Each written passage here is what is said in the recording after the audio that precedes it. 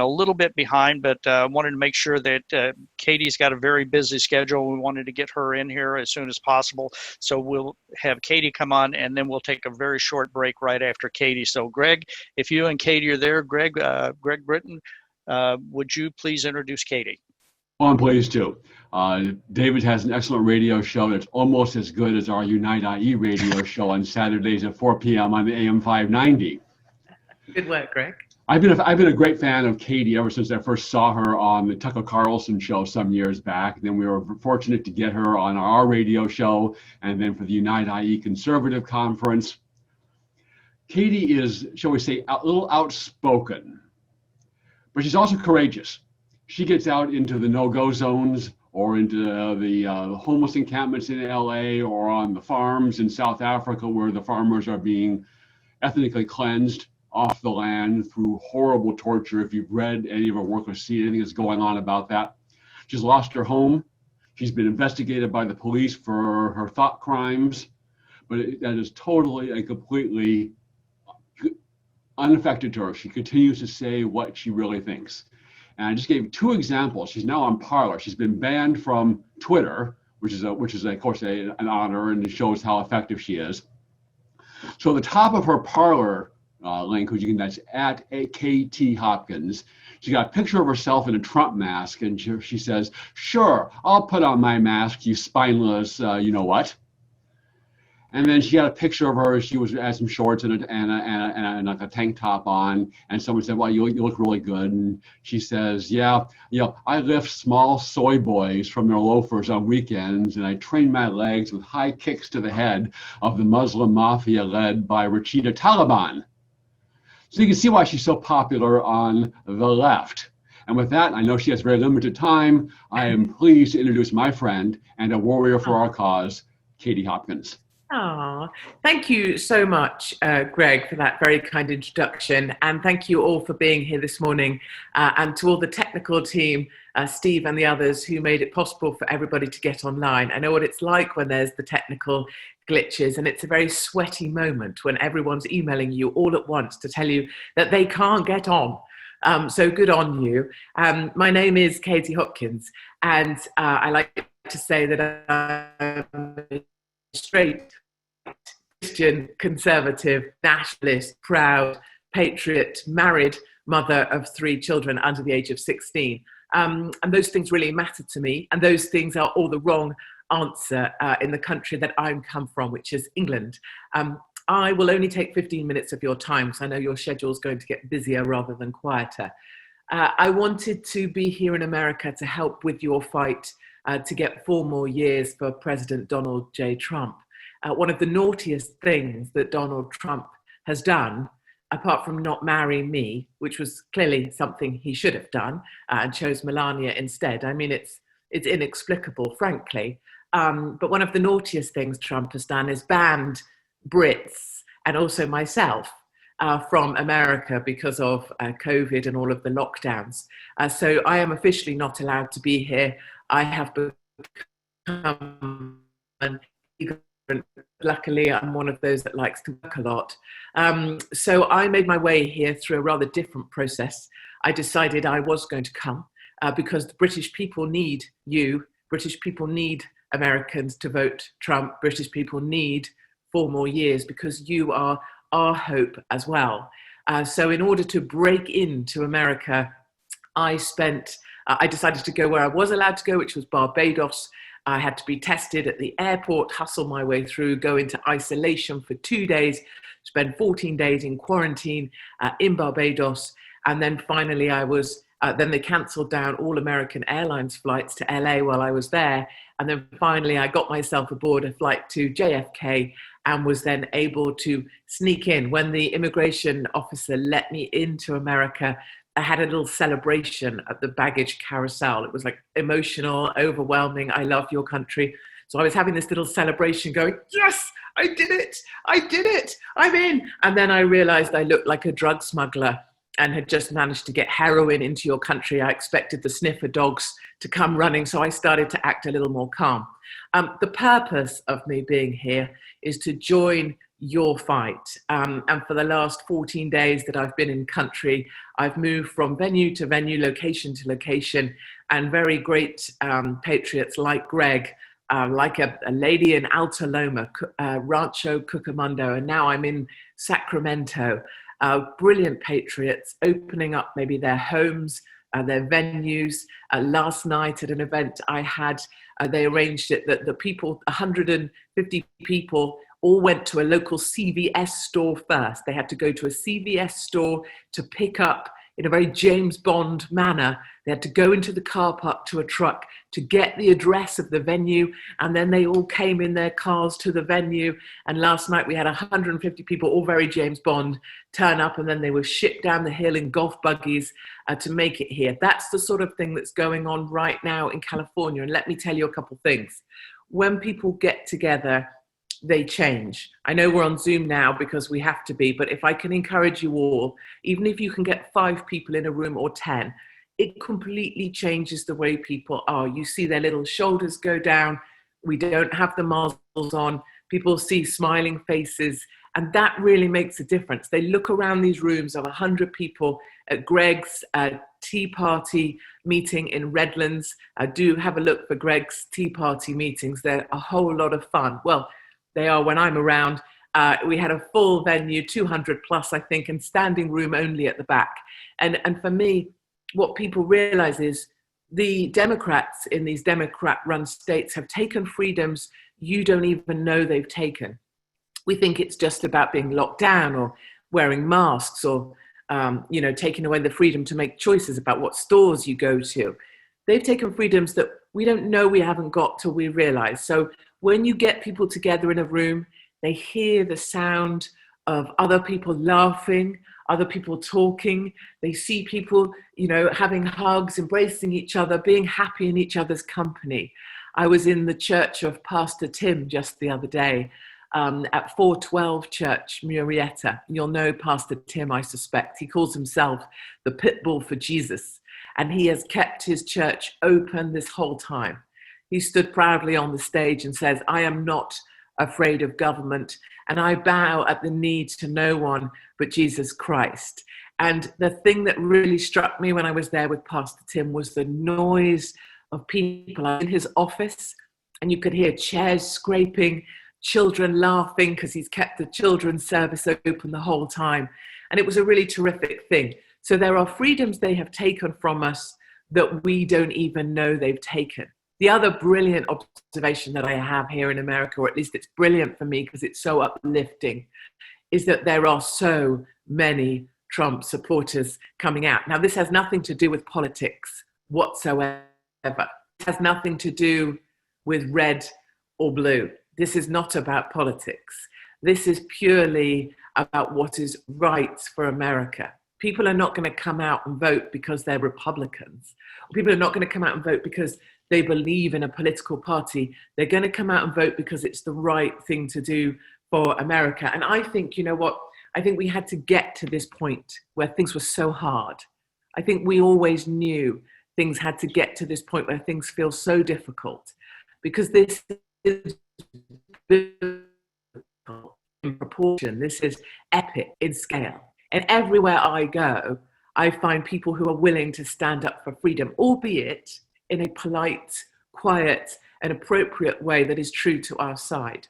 One of the joyous things about our side when you get people together is if you look around your room, we are this big family. You know, I'm a family member from Blighty, and you've kicked us British out once before.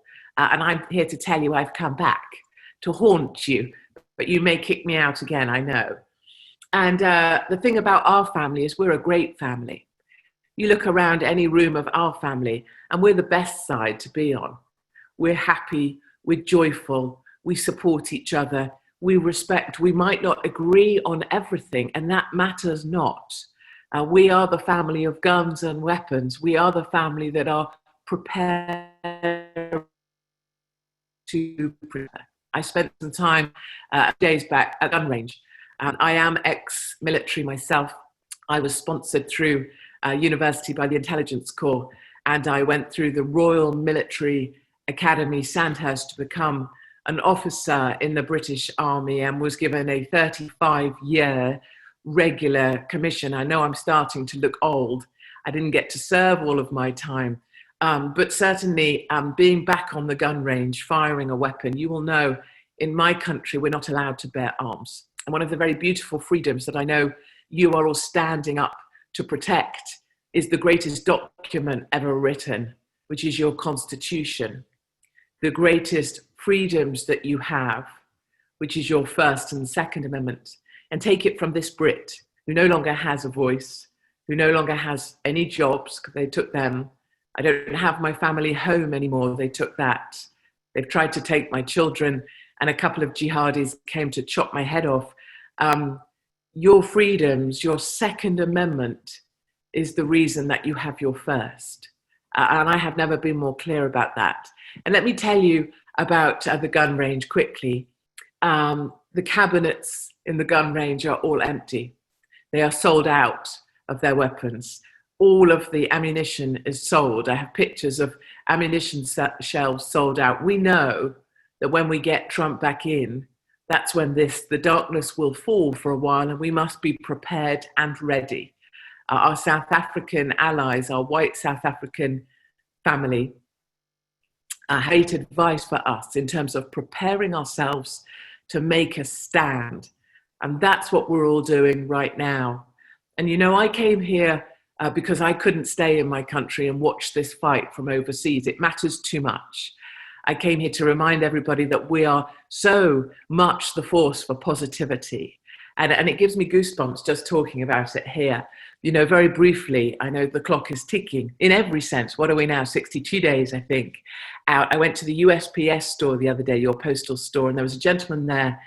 Greg knows this story. He had blue hair in a mohawk like this. It's a massive pointy blue mohawk. And I was like, well, there's a Democrat if ever I saw one. So I was being all polite and all nice. I wasn't going to mention the word Trump. And at the time I was in the post store just posting some thank you letters. A lady came in next to me, and one of the side effects of lockdown that no one's talking about is that people have become aggressive and unkind. Being locked in your own home means that, especially, I'm going to be respectful here, but elderly people, my parents, are stewing on things that they shouldn't be. Things are getting bigger than they should be. They're losing perspective. So a lady came into the USPS and was very, very rude to a member of the staff in your postal store. So it fell upon me to call this lady up. I took off my mask and I politely reminded her that we need to have some respect for people who are working behind stuff, behind stores. And I asked her to either respect the lady that was trying to assist her or to leave the post office. And she chose to leave the post office. I turned back to the gentleman serving me with his blue mohawk and I said, oh, I apologize for that. I needed to just stand up there, and I don't really believe in these masks. I said, I think it's all a load of, excuse my French here, people. I said, I think it's all a load of corona bollocks, which is a British term for a load of nonsense. And do you know what he did? He took down his mask, he put up his visor, he went, I think it's a load of corona bollocks too, and mimicked my accent. And then I thought, right, now I've got the permission. I went, well, actually, I'm a massive Trump supporter too, and I'm here because you need to get 4 more years. And he went, yes, we do, and we are going to get 4 more years. Now, that's a guy in the USPS store with a blue mohawk. You're going to think, just like the gentleman before said, you know, that brown is the new red. Believe me, blue mohawks are the new red as well. Do not think people are Democrats purely because they have a blue mohawk or because they're Hispanic or whatever. You have so much support, and I can feel it everywhere. I got on the plane yesterday, I marched down the aisle, and a gentleman had his Trump mask on because we have to have them in order that we can even fly places. And then, of course, I got all carried away in the aisle of the plane. So I'm now going 4 more years as I'm going down the aisle, not really making too many friends, but you are so many, you don't know it, you can't necessarily feel it or hear it, but I'm here to tell you, you are many, and your supporters are everywhere. And you don't talk to Trump, you just need to tell them, tell others, that we're the side of joy and optimism. and ask them to come join us. I see you with your threatening 5-minute sign. I see you. I'm from Britain. I see you. I see what you're doing to me to silence me, just like I am in my own country. I'm joking. So I will wrap up. And I would like to say to you, thank you for having me in your country. I came not knowing if I would get in. I came not knowing if they would turn me away. And now I'm here. I'm not certain that I can leave. My view is that I'm going to stay here and keep encouraging people to have events. If you can have an event, I'll be there, and I will make it such that people remember who we really are and the joy of our side. I want you to remember that we have our family. All of you are my family, whether you like it or not.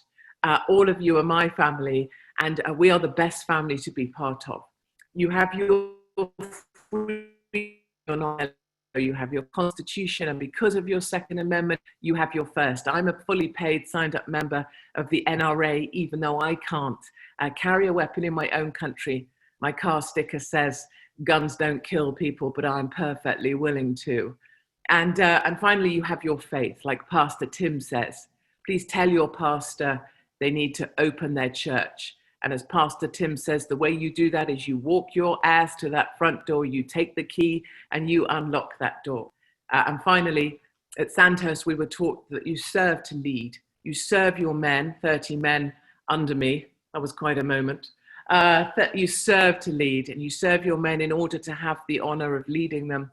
But I think the Israeli Special Forces have it best. The Israeli Special Forces say, follow me. And I think that's what we all need to do. Go out, shine your light brightly, and ask people to follow me, and you will get your faith, your family, your freedom, and you're going to get 4 more years. Thank you very much for listening to me. My name's Katie Hopkins, and I look forward to seeing you somewhere on the road very soon. Katie, thank you very much, and we still have a couple of minutes left. That 5-minute nasty sign that I set up there was so that we had time for a couple of questions as well. One thing is, how can we get in touch with you? Do you have a website, or is there a way that we can get in touch with you? Because you're a fabulous speaker, and I'm sure that there's people in here that would like to have you at some events. Thank you very much indeed. Exactly. If you can get a little group together, I'll be there. I will give Steve and Greg and members from this, so any of the people you know here, I'll make sure you guys have my contact details and my email address very briefly, and I'll put it up on the notes on the chat in just one moment, is Katie, Katie, at katiehopkins.co.uk. I'll add it to the chat now. So feel free to let me know anything. I'm on Parley at capital T Hopkins. I'll put that on the chat as well. But do let me know what you're up to. Let me know how I promote you and your events. And you have me as your ally here. And one of the great things about my accent, of course, is that if you go very British, you can get away with an awful lot. So if you need a British accent, I'm here for that too. Okay, and Katie, you had a lot of different things that you hit there. What would be, as an outsider, so to speak, somebody from a different country coming into our country and looking at things, you had some wonderful observations. What would you recommend to the American people, the top 3 things that we should do between now and the election cycle? Yes. Number 1, if I may, and I say this respectfully and politely and recognizing I'm an outsider, I'm a foreigner, and you kicked us out once before. Okay, preface. Number 1, let us not repeat the things we already know. Let us not keep telling each other the same stuff we already agree on.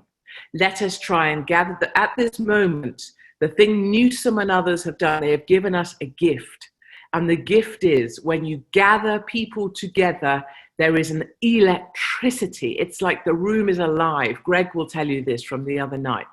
That electricity is what we're going to gather. So do not sit too often on Zooms. Gather together 10 people and shine your light, number 1. Number 2, always stay in the positivity and the optimism. Do not talk of the other side. Do not talk of Black Lives Matter or what the others do. They are irrelevant right now. Talk of your freedoms, why they're so important to us, and why we're going to make things a lot better and a lot brighter. And number 3, always remember when in moments of your personal darkness to reach on someone and bring them with you. See if you can bring one person who's never been to one of these things before. If you bring one person, we win. Bring people, shine your light. Do not allow for laziness and the repetition of old sound bites or old clips. Get to a rally, film it, put it up on social media, shine the light brightly. So that's what I'm asking people to do respectfully as a foreigner in your land.